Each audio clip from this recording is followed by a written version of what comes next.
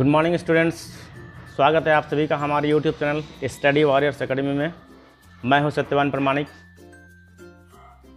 आज हम आपके लिए लाए हैं एक और मोटिवेशनल स्टोरी। पिछले वीडियो में हमने चर्चा किया था द 100 रेसेस 1 के बारे में, और उसी स्टोरी को आगे बढ़ाते हुए आज हम चर्चा करेंगे कि उनका वांडा पेट्रोस्की का जो ड्राइंग कंपटीशन हुआ था उसमें वो फर्स्ट विनर बनी थी। उसके बाद की क्या हुआ, वांडा पेट्रोस्की को वो अवार्ड मिला या फिर क्या हुआ, इसके बारे में आज हम इस वीडियो में चर्चा करने वाले हैं। सो जुड़े रहिए हमारे इस वीडियो के अंत तक। आपको हमने पिछले वीडियो में बताया था कि वांडा पेट्रोस्की एक बहुत ही इमेजिनरी गर्ल थी। वो इमेजिन करती थी, उसके पास बहुत सारी कमियां थी, गरीब परिवार की बच्ची थी, लेकिन गरीब परिवार की बच्ची होने के बावजूद भी वह अपने माइंड को सेटअप कर चुकी थी और अपने माइंड में वो 100 डेसेस के बारे में इमेजिन करती थी, और उसी इमेजिनेशन को उन्होंने किस तरह से अपने पेंटिंग्स में, अपने ड्राइंग्स में उसको उन्होंने पुट किया, और उसी के कारण उसको उतने सारे बच्चों में प्रथम प्राइज मिला। सो चैप्टर को आगे बढ़ाते हुए हम देखते हैं in the second part of the story, Wanda leaves the school without any prior information. Wanda Petronski जो है वो स्कूल छोड़ चुकी थी। जिस दिन ड्राइंग कंपटीशन हुआ था वो ड्राइंग कंपटीशन में पार्टिसिपेट की, और पार्टिसिपेट करने के बाद वो फिर स्कूल नहीं आई अगला दिन। She does not even attend the school when she was announcing a winner of the drawing contest. Drawing contest हुआ था, ड्राइंग कॉन्टेस्ट के बाद विनर का जो अनाउंसमेंट हुआ उसमें भी वो नहीं थी। Her father writes a letter about the reason. उसके पिता, इस चैप्टर में हम देखने वाले हैं कि उसके पिता जो हैं कि टीचर जो है मिस मेशन, उनको एक लेटर लिखे थे कि किस कारण से वो स्कूल नहीं आ रही है। और उसके बाद बच्चों को उनकी गलतियों का एहसास हुआ, उसको किस तरह से टीज करते थे, बच्चे चिढ़ाते थे, उनको बुरा लगता था, लेकिन वह बोलती नहीं थी किसी को, और वह स्कूल छोड़ दी। ठीक है ना। जब बच्चों को रियलाइज़ हुआ तो उन लोगों को बहुत बुरा लगा, और उनकी बेस्ट फ्रेंड थी पेगी और मैडी। वो कभी किसी दूसरे के बच्चों के लिए, अपने दोस्तों के लिए कभी बुरा नहीं सोचती थी। पेगी और मैडी को बहुत पछतावा हुआ उनके काम, जो उनको टीज करते थे उसके कारण से। सो कहानी को आगे बढ़ाते हुए हम देखते हैं letter to Miss Mason from Wanda's father. जब वो स्कूल नहीं आई, ठीक है, उसके बाद वो लोग वहाँ से कहीं और चल गए। When everybody was praising Wanda's art and drawing of 100 races made by her, a notice from the principal came. Everybody was asked to assemble. Miss Mason announced that she had a letter from Wanda's father and she would read it loudly for the class.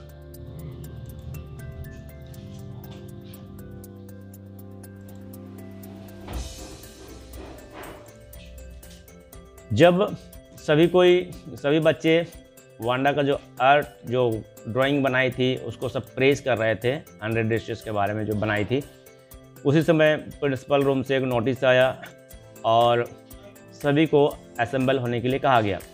Miss mason उस letter को announce करने लगी, ठीक है, class के आगे ज़ोर ज़ोर से अनाउंस करने लगी, बताने लगी उस लेटर में क्या लिखा हुआ है।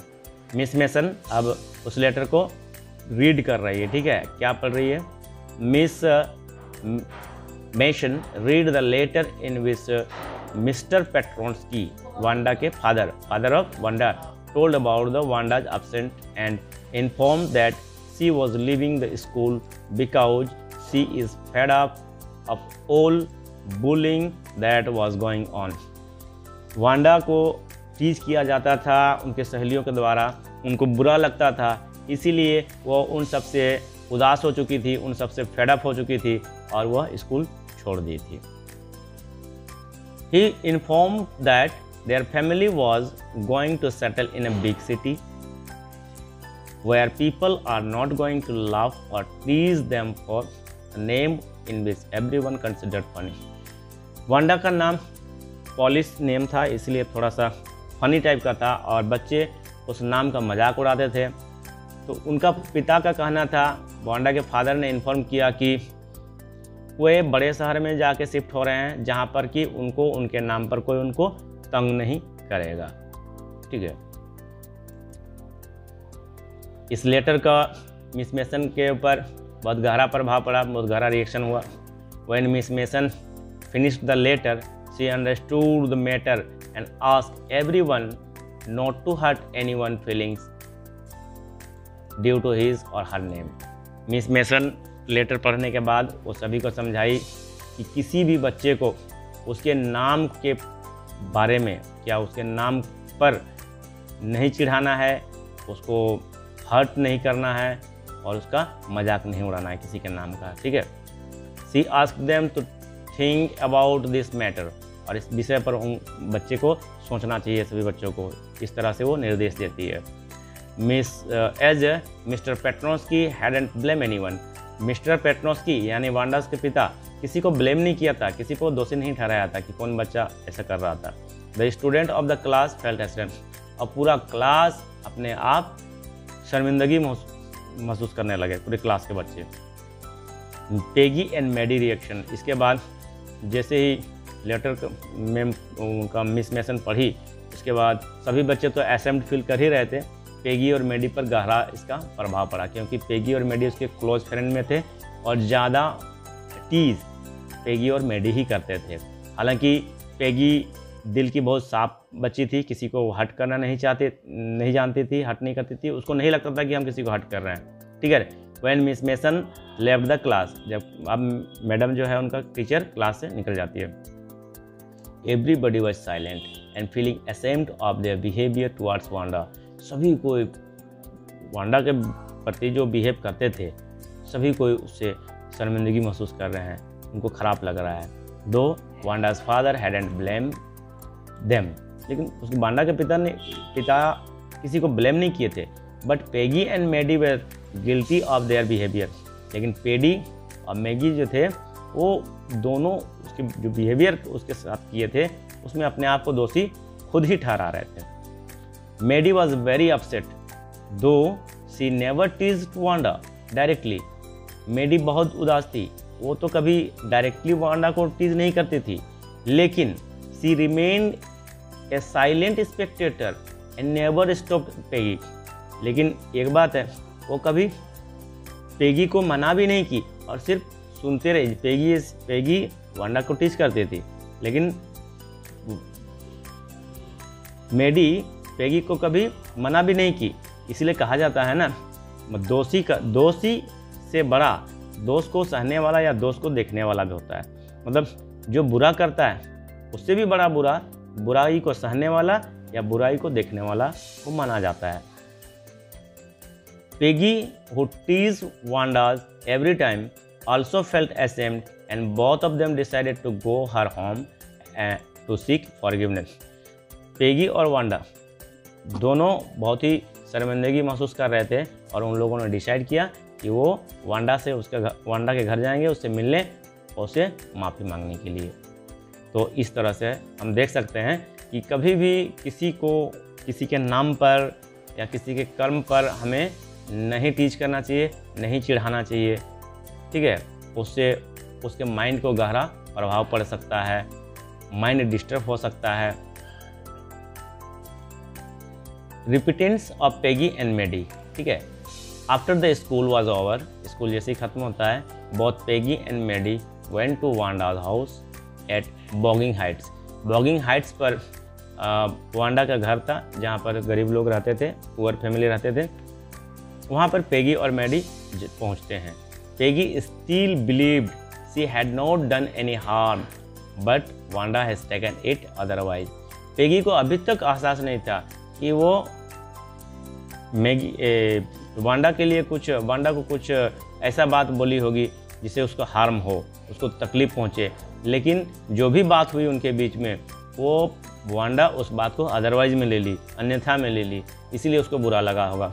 लेकिन पेगी के मन में कभी ऐसा नहीं था कि उसको मतलब उसको चिढ़ाना या उसको नीचा दिखाना, ऐसा उसके मन में भावना नहीं थी। लेकिन ये फील वांडा को हो गया। Wanda's house had worn down look. Wanda का घर जो था टूटा फूटा था, लेकिन नीट एंड क्लीन था। जैसे कि उसका ड्रेस फेडअप था, लेकिन वो नीट एंड क्लीन रहती थी। But the family has already left. उसका परिवार वहाँ से जा चुका था, निकल चुका था। ठीक है। Maddie was very upset and felt that she would never be able to express her gratitude to Wanda. अब मेडी जो वो बहुत ही अपसेट थी, क्योंकि वांडा वहाँ से चल चुकी थी दूसरी जगह पर। इसलिए उनको लगा कि अब हम नहीं मिल पाएंगे और वांडा को हम अपना जो ग्रेटिट्यूड है वो नहीं दिखा पाएंगे, अफसोस नहीं कर पाएंगे हम उसके सामने में, उससे माफ़ी नहीं मांग पाएंगे। ठीक है। A friendly letter to Wanda from Peggy and Maddie. अब ये दोनों क्या करते हैं, डिसाइड करते हैं वांडा को लेटर लिखने के लिए। Peggy try to defend herself although she felt sorry for her behaviour. Peggy अपने आप को बचाना चाह रही है। ठीक है।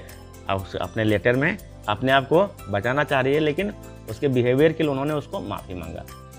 She said if she hadn't teased Wanda about her dresses 100 dresses she would not have got such an idea to draw the dresses and won the contest. Peggy अपने आप को किस तरह से डिफेंड करती है। देखिए, पेगी उसको माफ़ी भी मांग रही है, लेकिन ये भी वो जता रही है कि अगर उसको हम टीज नहीं करते 100 ड्रेसेस के बारे में, अगर वांडा को टीज नहीं करते 100 ड्रेसेस के बारे में, तो 100 ड्रेसेस का आइडिया वांडा के माइंड में आता नहीं और वो उसको ड्राइंग में बनाती नहीं, और किस तरह से वो कॉन्टेस्ट जीतती भी नहीं। इसीलिए उन्होंने जो किया उसमें पेगी को कोई अफसोस नहीं था। But Maddie decided that she would never be silent and oppose other against teasing anyone if even she had to lose her friend। लेकिन मेडी ने क्या डिसाइड किया, she would never be silent, वो कभी चुप नहीं रहेगी, और oppose other against teasing anyone, क्योंकि उन लोगों को पता था कि वो टीज करते थे वांडा को, इसीलिए उसके मन में वो आइडिया आता था, और आइडिया आने के कारण वो उसको ड्राइंग में फर्स्ट की है। They wrote a letter telling her about result of the drawing competition। जो रिजल्ट में ड्राइंग कंपटीशन हुआ था उसमें फर्स्ट विनर मिला है उसको, इसके बारे में वो उनको बताते हैं। They meant to ask forgiveness for their rude and mean behavior by doing so। वो उसको माफ़ी मांगते हैं कि उन्होंने उसके साथ जो गलत व्यवहार किया उसके लिए। वांडा रिप्लाई करती है, Maddie and Peggy waited long for Wanda's reply to their friendly letters. Maggie और पेगी दोनों उनके लेटर के लिए रिप्लाई का इंतज़ार करते हैं लंबे समय तक, लेकिन कुछ समय के बाद, कुछ मंथ के बाद, ठीक है, they got reply address to Miss Mason. एक रिप्लाई लेटर मिला जो कि मिस मेसन के एड्रेस पर था। She asked Miss Mason to give the drawing of the green dresses to Peggy and blue one to Maddie। उसमें लिखी थी, वांडा लिखी थी मिस मेसन को कि जो ब्लू ड्रेसेस है, जो ग्रीन ड्रेसेस है वो पेगी को दे दिया जाए, और जो ब्लू ड्रेसेस का पेंटिंग है वो मेडी को दे दिया जाए। She told her that she had joined a new school। वो अब दूसरा स्कूल ज्वाइन कर चुकी है, but missed her old school and her teacher. लेकिन यहाँ के जो टीचर हैं और यहाँ के जो फ्रेंड हैं सभी को मैं मिस करूँगी। इस तरह से उन्होंने अपने लेटर पर लिखा। मैडी रैन थ्रू थॉट्स। मैडी का दिमाग में बहुत सारे विचार आने लगे। The events and pin the dresses on her wall. जो ड्रेसेस का पेंटिंग था उन्होंने अपने दीवार पर चिपका दिया। She could see her face on the dresses. She ran over the Peggy's home and they both look at the green dresses with the red trimming show that they could see Peggy's face in it. अब उन्होंने green dresses और red dresses दोनों का जो picture था दोनों को दीवार में टांग दिया, लटका दिया, ताकि वे उस पिक्चर के जरिए वांडा को देख सकते हैं। Maddie started to cry remembering all the insulting statements she passed for Wanda. Peggy consoled her. अब मैडी को अफसोस लगा वांडा के प्रति, जो जिस तरह से उन लोगों ने बिहेव कर रहे थे, इससे उसको दुख लगा और वो रोने लगी। तब पेगी उसको समझाती है, उसको कंसोल करती है, सांत्वना देती है। ठीक है, इस तरह से ये चैप्टर हमारा ख़त्म होता है।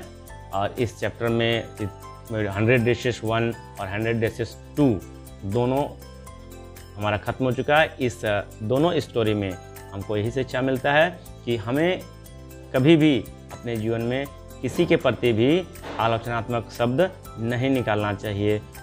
हमें ऐसा व्यवहार किसी के साथ नहीं करना चाहिए जिससे उसके मन को ठेस पहुँचे, क्योंकि कोई भी, चाहे वो अमीर हो, चाहे गरीब हो, चाहे ऊंच हो, चाहे नीच हो, चाहे किसी भी प्रकार का स्टूडेंट हो, चाहे किसी प्रकार का लोग हो, सभी के अंदर में एक हिडन क्वालिटी होती है।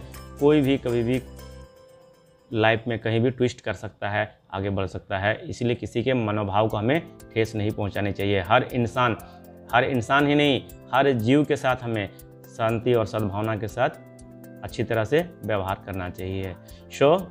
इस तरह से हमारा यह चैप्टर कंप्लीट होता है। आई होप सो आपको हमारा ये वीडियो अच्छा लगा, और इस वीडियो को आप शेयर कर दीजिए, सब्सक्राइब कर दीजिए हमारे चैनल को, और बेल आइकन में प्रेस कर दीजिएगा, ताकि अगला वीडियो जब भी हम आपके लिए अपडेट करें तो आपको उसका नोटिफिकेशन मिलता रहेगा। मिलते हैं हमारे अगले वीडियो में। Wish you all the best. Thank you very much.